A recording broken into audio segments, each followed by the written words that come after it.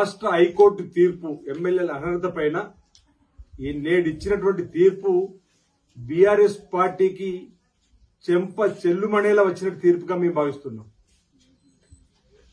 Speaker గారికి ఉన్నటువంటి విశేష అధికారాలు మేము మొదటి నుంచి చెప్తున్నాం. అసలు అనర్హత పిటిషన్లు ఇంకా స్పీకర్ దగ్గరికి చేరుకోలేవు.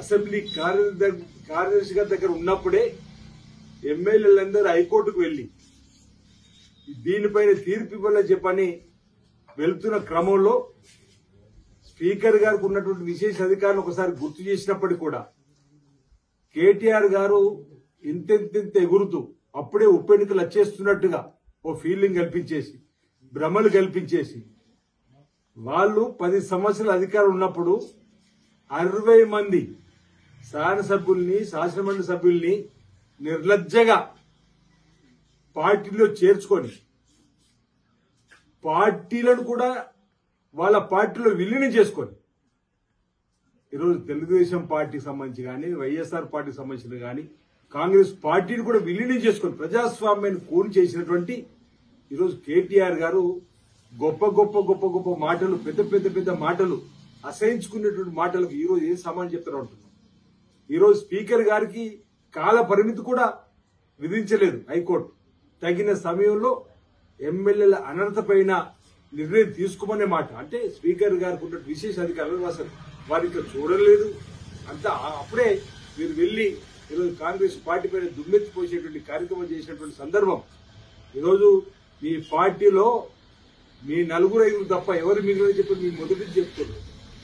భవిష్యత్తులో కూడా కేసీఆర్ గారు ఫామ్ హౌస్ కు, కేటీఆర్ గారు గెస్ట్ హౌస్ కు, హరీష్ రావు గారు నార్సింగ్ గెస్ట్ హౌస్ కే పరిమితం అయ్యే రోజులు రాబోతున్నాయి.